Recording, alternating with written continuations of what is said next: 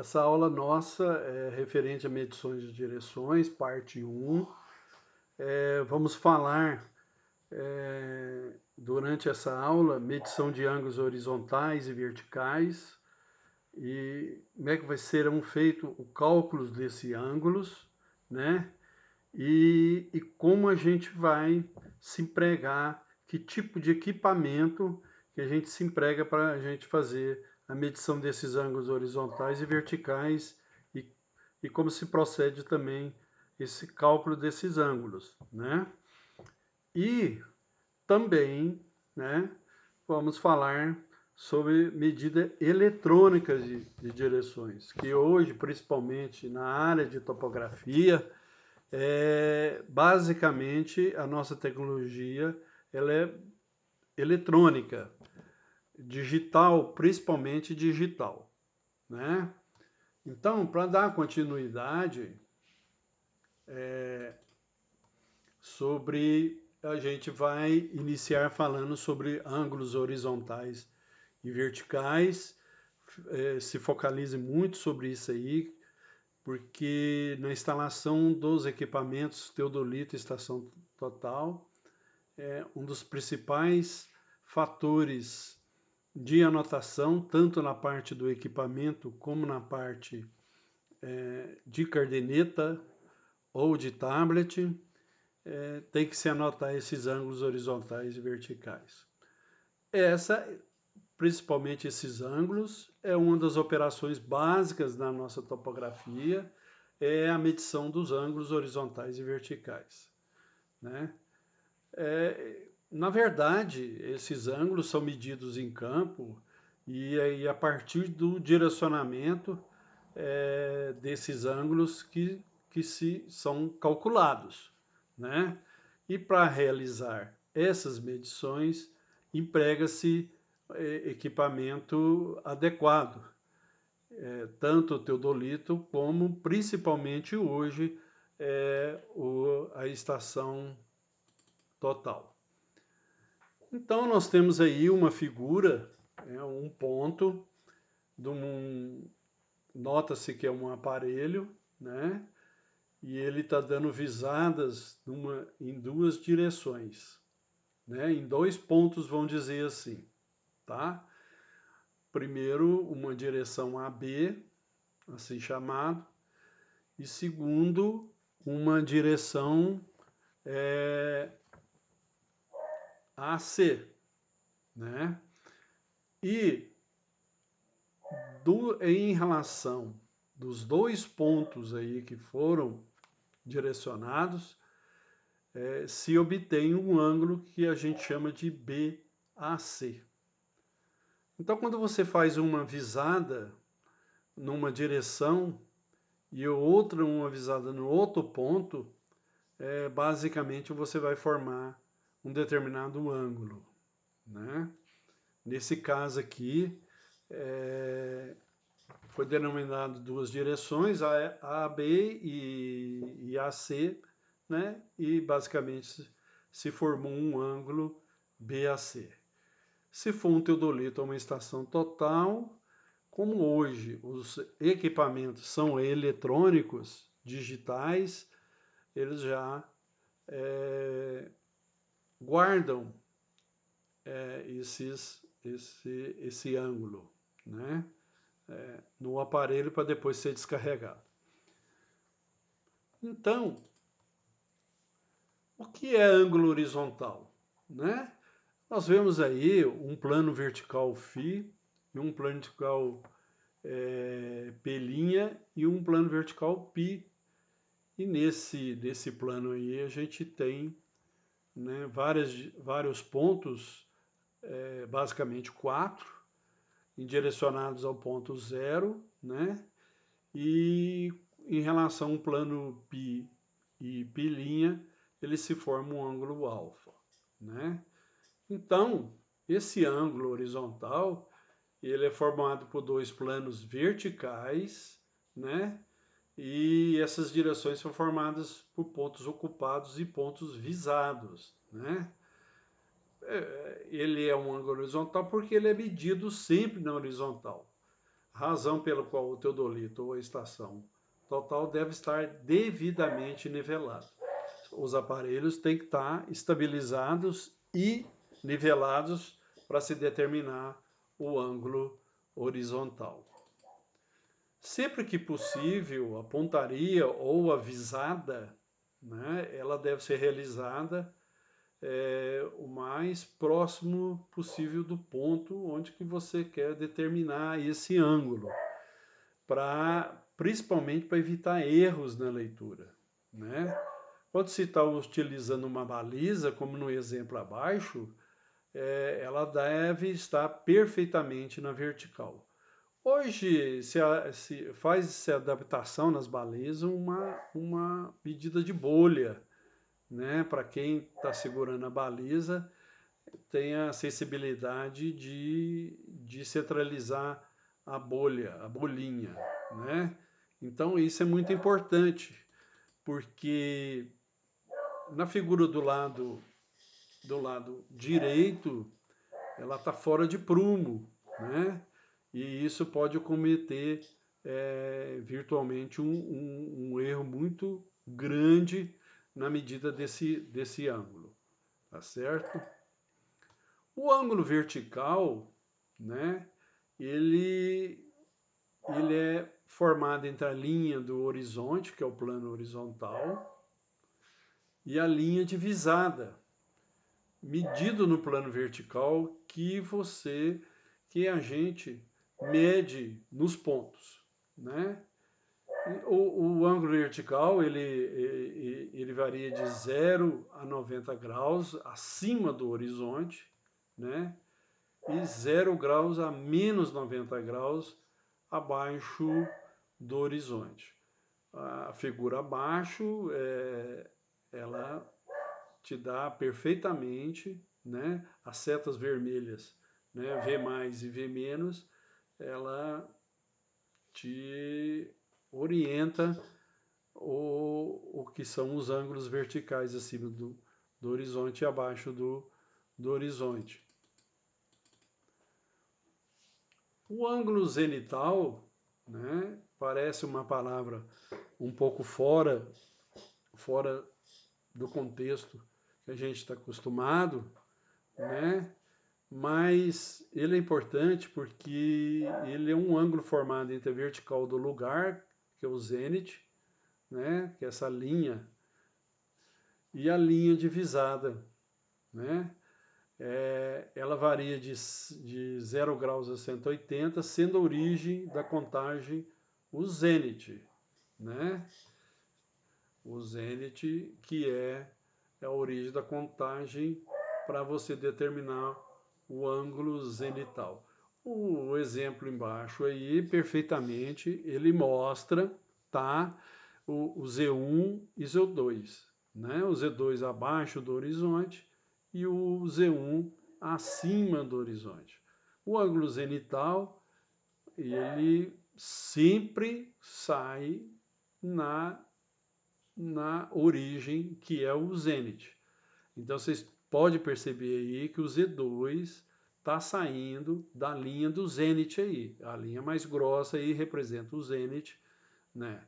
E como ela bate lá na linha do Z2 do ponto que foi focalizado, né? Então, para se determinar a relação entre o ângulo zenital e vertical, que existe uma diferença, a gente já viu, né? Os ângulos verticais é de 0 a 90, positivo ou negativo, né? E os ângulos zenitais é de 0 até 180 graus. Então, a equação que dá essa relação é Z mais V igual a 90, né? Então, nós temos dois gráficozinhos aí embaixo que a gente pode ver e determinar essas relações, tá? Relações entre o ângulo zenital e o ângulo vertical, tá bom? A relação entre o ângulo vertical, que é Z mais V igual a 90, né, tem dois exemplos. Uma vista em planta e o outro uma vista em perfil. Né? A vista em plano é YX, tá? Tem um ponto de origem, né? Que foi visado no P1 e foi visado no P2. Então, P1 menos P0 menos P2 se forma o ângulo, provavelmente Z mais V igual a 90. Né? E a vista em perfil, o ponto de origem já encosta na linha do X, né?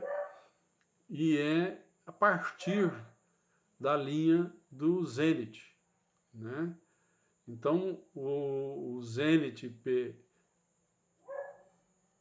de origem menos P1, que morre na visada P1, e ZPO menos P2, e vocês podem perceber que sempre sai do zênite, né? A vista em perfil, ela determina isso aí para você, ok?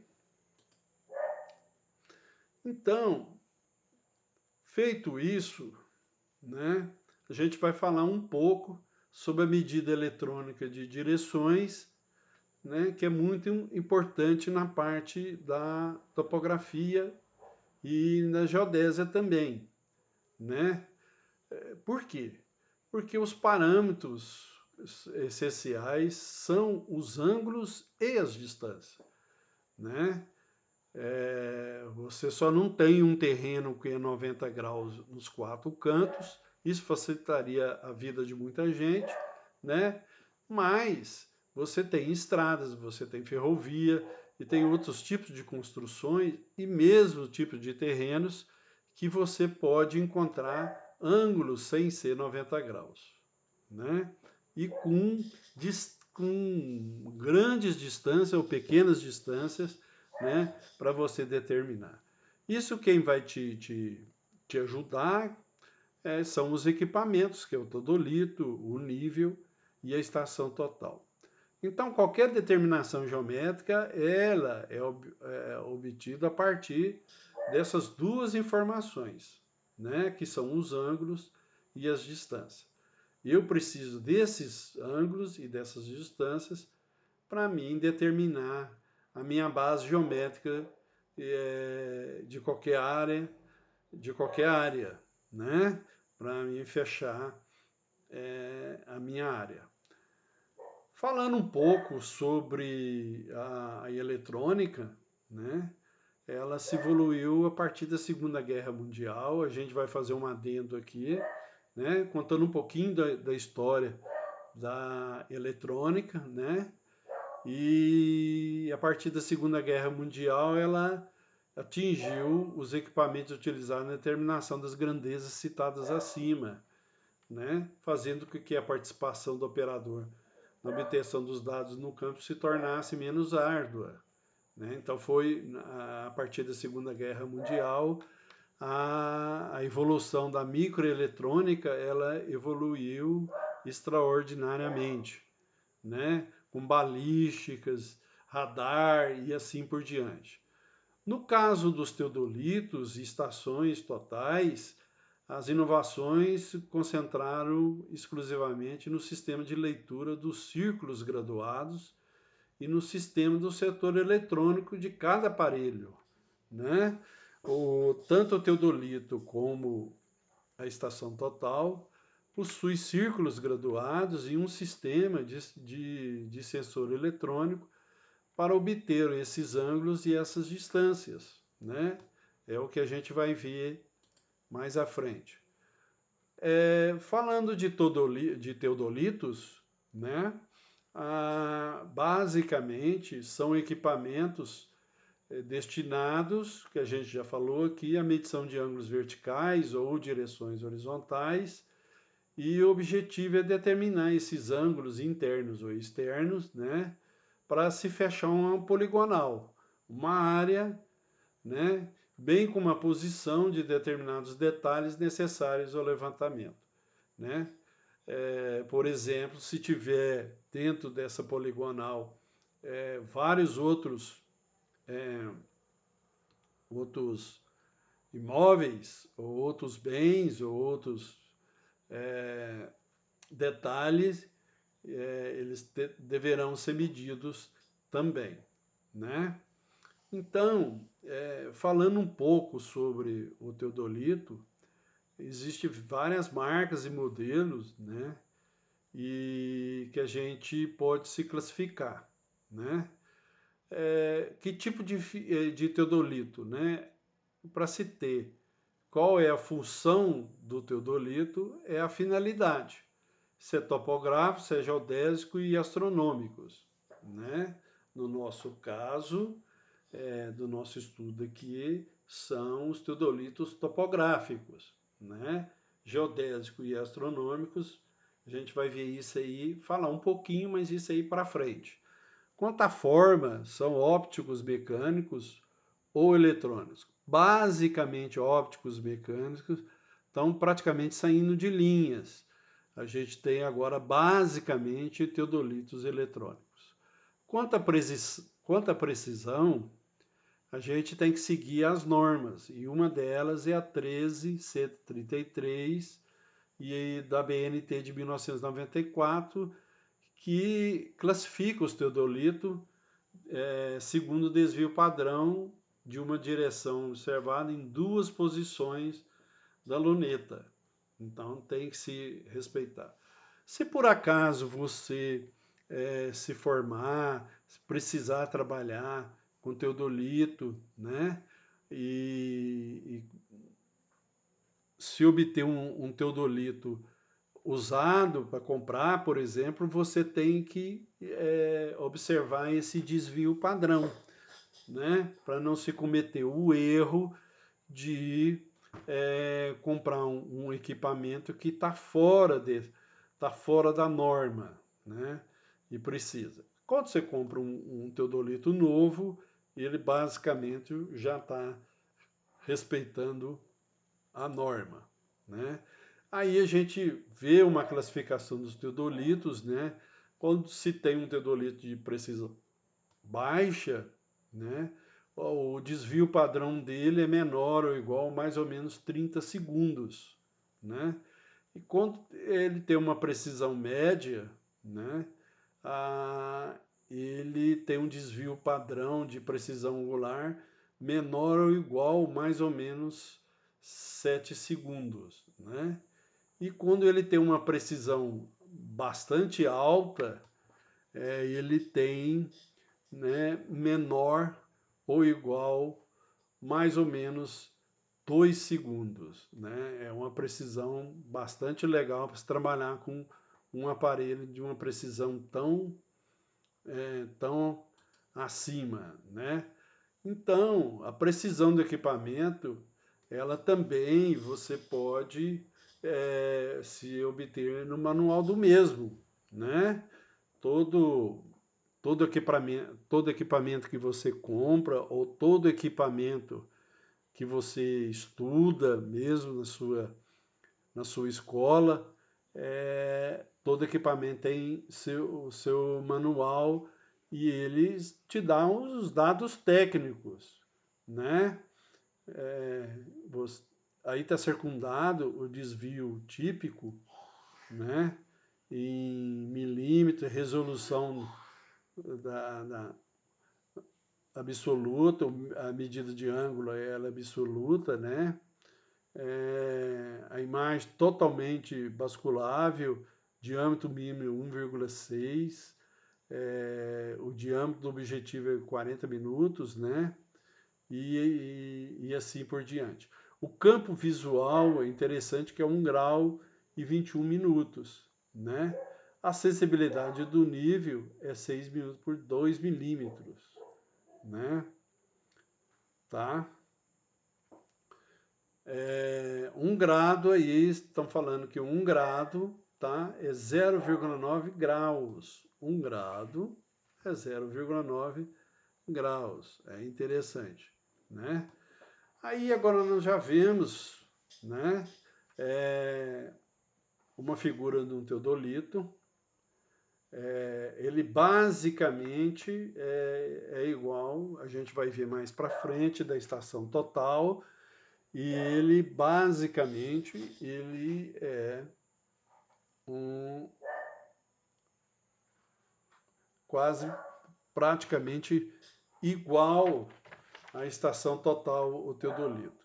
Essa parte verde aí, V e V, né, se indica que é um eixo vertical principal e de rotação do teodolito ou da estação. A parte ZZ, que é em azul, que, que passa por meio da luneta aí, a gente chama de eixo de colimação ou linha divisada, né, de pontaria, vamos dizer assim. E a parte de linha vermelha é o eixo secundário ou de rotação da luneta, que você, quando deixa o seu teodolito estabilizado, né, você pode rodar que as bolhas não saem, né? Aí nós temos um nível esférico, né? Luneta, claro, né? Do lado direito, a gente vê que tem os parafusos micrométricos, né? E embaixo nós temos 3 parafusos calantes para estabilizar o teodolito. Das estações totais, é, é nada mais nada menos que um teodolito eletrônico, medida angular, de um distanciômetro eletrônico, medida linear, e ele tem uma coisa a mais, ele é um processador matemático associado em um só conjunto, né? Dentro da estação total,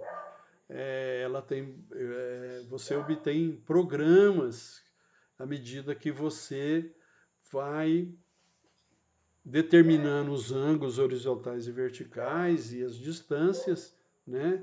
E são compilados dentro da própria estação para depois você descarregar no seu computador.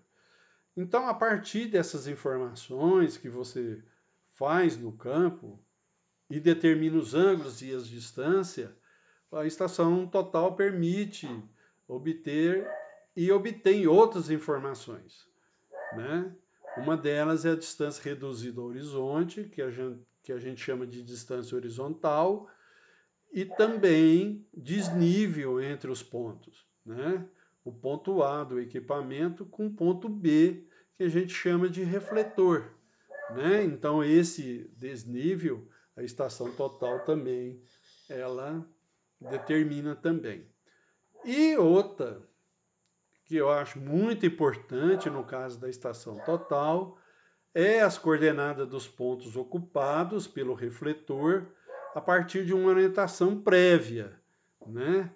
Nós vamos ver na próxima figura, né? Que existe essa visada, ela é um prisma refletor, né? Nós estamos vendo aí uma figurinha, tá certo? Do lado bem esquerdo, onde que a pessoa está segurando o prisma refletor, tá, né, o, o prisma, né? É basicamente nesse formato, né, para que o laser da estação total localize esse prisma, né, com refletância, né? O teodolito eletrônico, ele determina isso aí. Então, e outra coisa, a estação total, ela permite realizar correções no momento da habitação das medidas e realiza também uma programação prévia para aplicação automática desses parâmetros. Quais são esses parâmetros? Né? As condições ambientais, temperatura e pressão atmosférica e a constante do prisma. Isso não afeta as medidas no caso da estação total, que pode acontecer, por exemplo, no nível, né? O nível, às vezes, como a gente faz planimetria no nível, a gente tem que corrigir, talvez, erros de leitura, né? Porque ele não é tão sensível e tão eletronicamente como uma estação total, tá certo?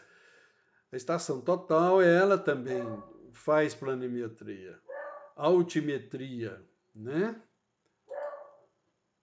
Além disso, a gente configura a nossa estação total de acordo com o que a gente vai levantar, né, do campo, né?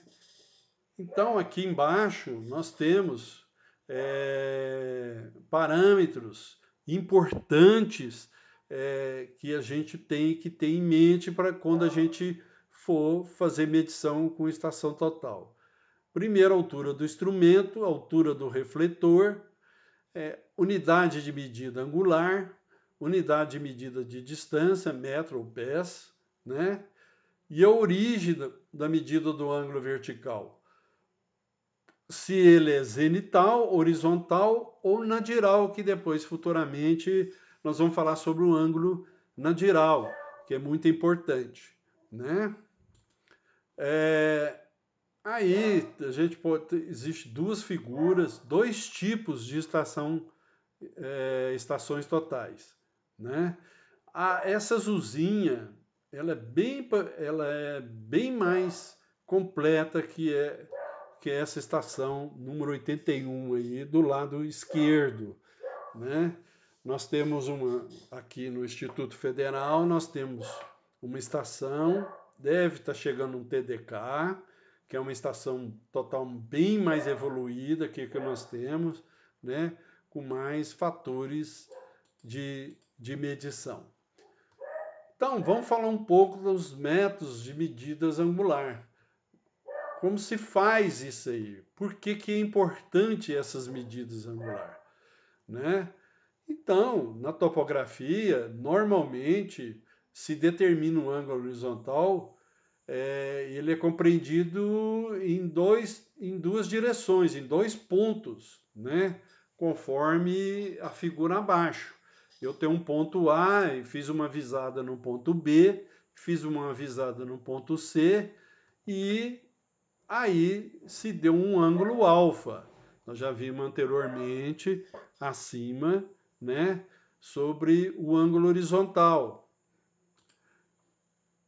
Quando o aparelho ele não é orientado, né, nesse caso a gente se faz uma leitura de direção AB, né?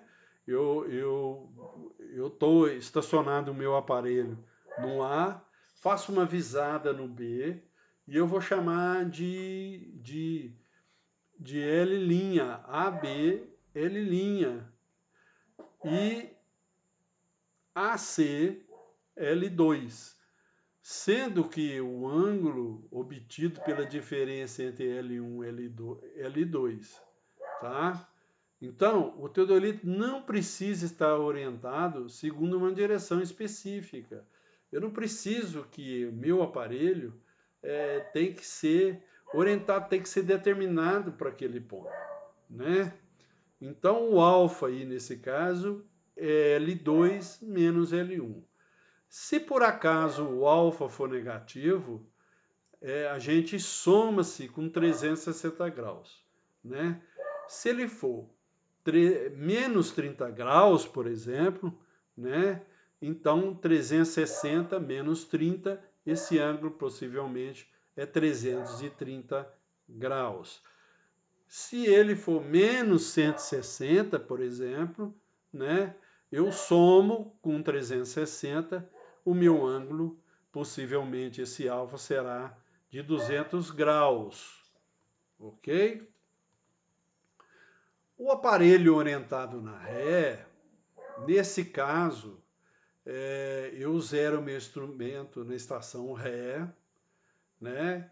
Isso quer dizer o seguinte, que eu estou com a minha estação no ponto A e ela é uma ré.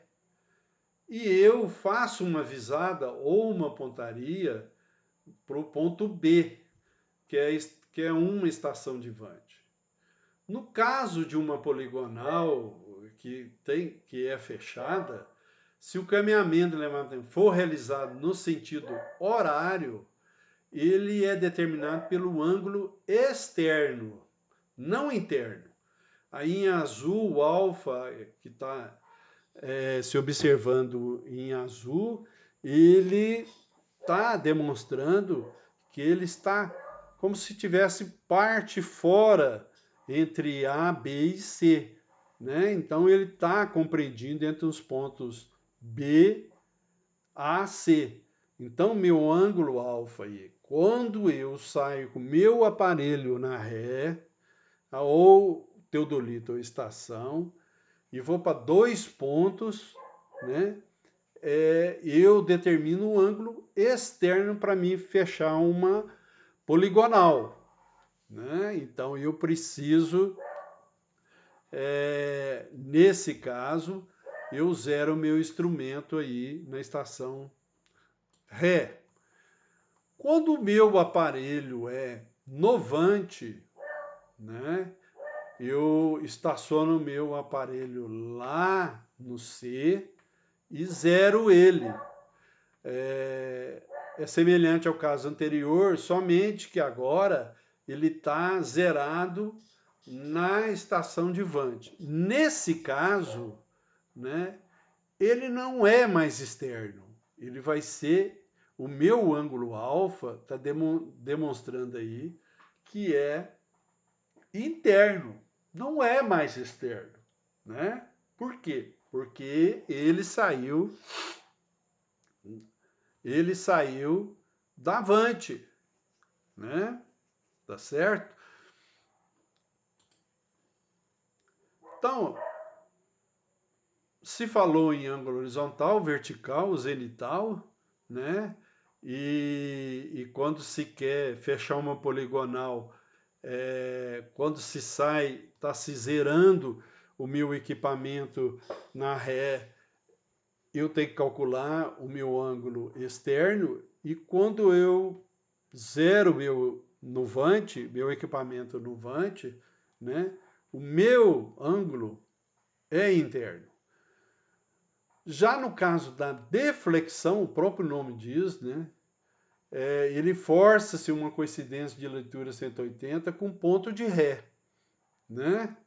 Se eu tenho, por exemplo, um ré em A, então eu tenho uma origem de graduação num prolongamento dessa direção.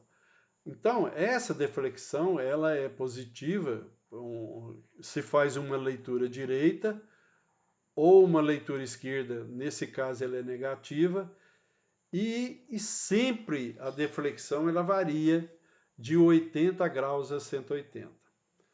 Então, se eu sair do ponto A, for para o ponto B, né, e vou para o ponto C, e eu quero saber minha deflexão, eu prolongo, como se estivesse prolongando na saída do ponto B, né? Como se fosse uma continuidade de alinhamento do ponto A. Então, minha deflexão vai ser aí, o ponto pontilhado aí, do prolongamento de A e B, até encontrar com C, que vai ser a minha deflexão. Então, quando a gente estaciona o teodolito em A, igual no exemplo abaixo lá, e eu estou visando a estação B em pontaria direta ou em visada direta, e eu anoto leitura de B. E a seguir, eu viso a estação C e leia-se LC, leitura de C. Então, qual que vai ser meu ângulo aí? Meu ângulo alfa é a leitura de C menos a leitura de B em relação a onde que está zerado por causa do aparelho. É muito simples, né? É uma técnica de medição dessas direções horizontais. Então, o alfa se lê é igual à leitura de C menos a leitura de B, né? Quando eu tenho aí, nesse caso, mais conjuntos ou mais pares, que eu chamo de conjugados, ponto de deflexão em posição direta e posição inversa, né? Que são feitas na nuleta e na posição inversas. E posso ver na posição inversa.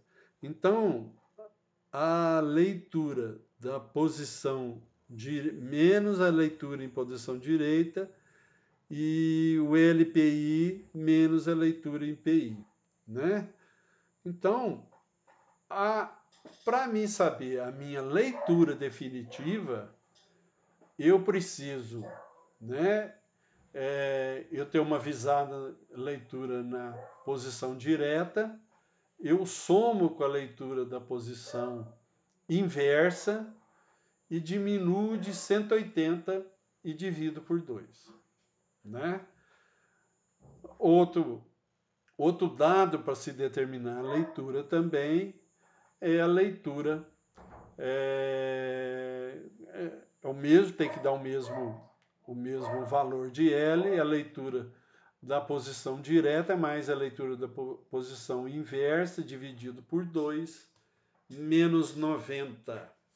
Então, isso aí são meus, se eu tiver uma posição direta da nuleta e uma posição inversa. Continuando aí, né? Quando são feitas leituras na posição direta, na posição inversa, nessa posição aí, que vocês estão vendo da figura, o PD0 lá embaixo e a posição inversa lá em cima, né? Eu somo com 180 ou somo com 90, né? Eu tenho essas duas equações para determinar a minha leitura definitiva. Parece que é igual, mas voltando, né? Vocês podem observar que nesse caso aqui, o meu PD está lá em cima e minha posição inversa embaixo. Enquanto que nesse caso aí, minha posição inversa está lá em cima e a posição direta está aí embaixo, né?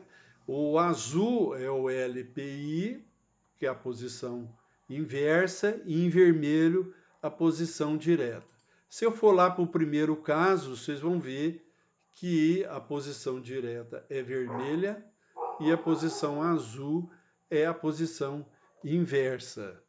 Então tem que se tomar cuidado. A primeira, quando a posição direta está na parte de cima, eu diminuo de 180 ou de 90. Né? E quando é inverso, quando a posição inversa está na parte de cima da visada e a posição direta embaixo, eu somo as minhas leituras com 180 ou com 90. Né? Continuando sobre as leituras na posição direta da luneta e na posição inversa, né? Eu posso dizer o seguinte definitivamente, que a leitura da posição direta mais a leitura da posição inversa, você divide por 2 e soma ou diminui a 90. Então, quando for mais, a posição direta ela é maior que a posição inversa. E quando ela for negativa, a posição direta é menor que a posição inversa. Então, isso aí te determina, tá? As leituras, quando ela é positiva em relação a quando ela é posição direta da luneta ou posição inversa. Então, um exemplo aí dessa tabelinha de pontaria na ré e pontaria B na avante, Pontaria, no caso aqui, meninos, a gente pode chamar de visada, né? Então, eu tenho uma visada em D, uma pontaria em D, de 0 graus, que eu comecei com 0 graus, né? E em B, eu tô com 1 grau e 46 minutos. Em B, no ponto B, eu tenho 1 grau e 46. Em PI, na posição inversa, eu tô em A, eu tô com 180 graus. Estou com 180 graus. E em B, em relação ao inverso, eu estou com 181 graus e 48 minutos. A minha leitura na pontaria A, é 0 graus, mas no Vante é 1 grau e 47 minutos. Então, se você pegar a leitura de B menos a leitura de A, vai dar 1 graus e 47 minutos. Continuando com as técnicas de medições de direções horizontais, eu vou dar exemplos do limbo, onde que aparece, né, na luneta. Alguns teodolitos ou estações, chamados de reiteradores, eles possuem um parafuso reiterador que permite reiterar o limbo. O limbo é esse aí, que parece um reloginho na parte de baixo aí, né? Então, quando é fixado os números de reiterações N, efetua-se N pares de leituras que são conjugadas, né? Tendo cuidado de deslocar a origem de graduação de forma a cobrir todo o círculo horizontal. Então, ó, tá dando um exemplo aí de leitura A de 30 graus, se você perceber aí, ó, nós temos 0, depois 10, 20, 30 é a leitura de A, e na leitura de B, 50. Nós já sabemos que para se determinar o alfa, esse ângulo aí, ó, é 50 graus menos 30 graus. A gente chama isso aí de posição 1, um exemplo de posição. Tá certo? Então, medidas de reiteração, né? Agora, se eu tiver, tá certo, o meu limbo nessa posição 0 aí que vocês estão vendo, ó, no sentido de 45 graus anti-horário, é uma posição 2 diferente, né? Eu tenho uma leitura em A aí de 75 graus. E tem uma leitura em B de 95 graus. O alfa, então, é LB menos LA, que vai dar um ângulo aí na posição 2 aí de 20 graus. E na posição 3, medida com reiterações, né? Eu estou com uma leitura de 120 graus, a minha posição de limbo praticamente está deitada, né? E minha leitura de B, 140 graus. 140 menos 120, 20 nesse tipo de posição.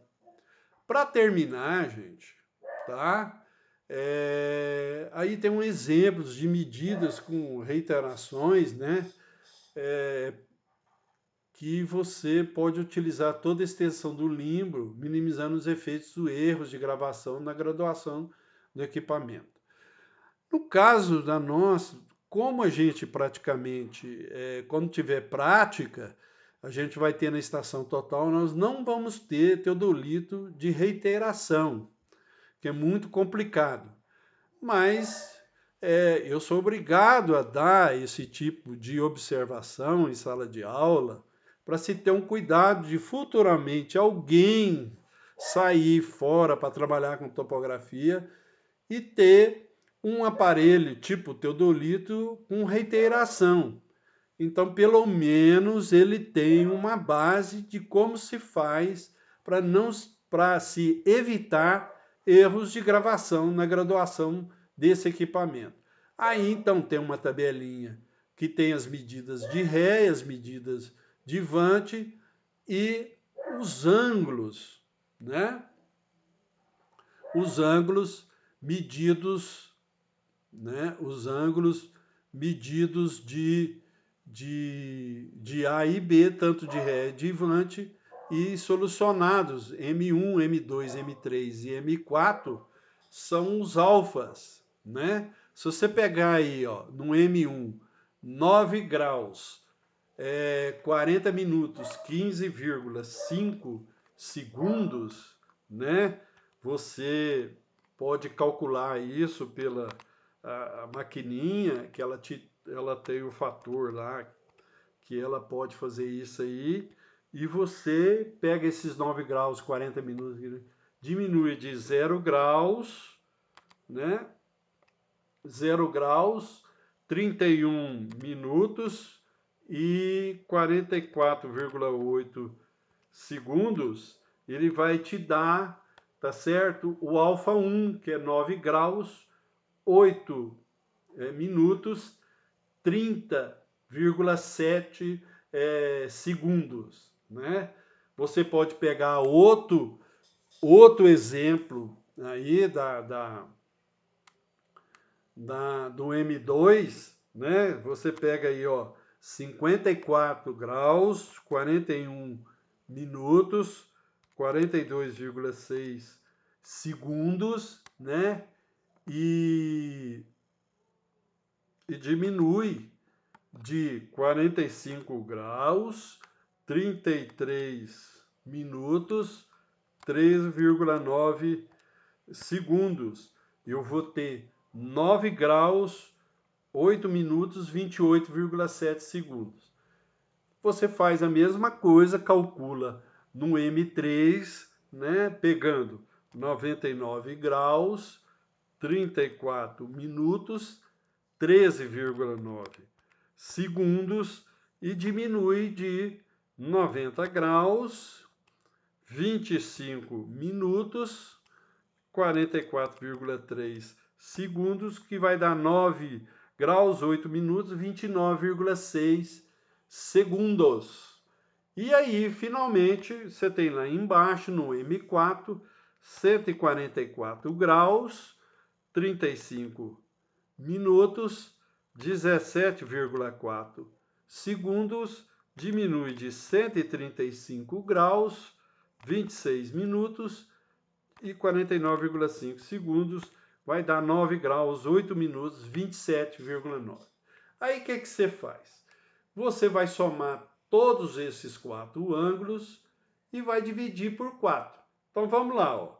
Eu tenho 9 graus, 8 minutos, 38 segundos, mais 9 graus, 8 minutos, 28,7 segundos, mais tenho 9 graus, 8 minutos, 29,6 segundos, mais 9 graus, 8 minutos, mais 27,9 igual, né, dividido por 2, você vai ter 9 graus, 8 minutos e 29,6. Né? Para facilitar a sua conta, se você somar 30,8 mais 28,7 mais 29,6 mais 27,9, você vai ter 117 segundos. Você não precisa somar os 9 graus e 8 minutos. Você divide por 4, que vai dar 29,25 segundos. Você pode fazer isso aí, porque o 9 e conserva os 9 minutos, os 9 graus e os 8 minutos, e com mais 29,2 segundos. Então aí, gente, aqui termina a primeira parte da medição de direções horizontais, medições de direções, né? Na próxima aula nossa, a gente vai se concentrar na parte 2 de medições de direções, tá? Espero que vocês tenham gostado. desta aula e que qualquer dúvida estou à disposição, tanto na parte do Moodle como na parte do WhatsApp também. Boa aula para vocês e até mais.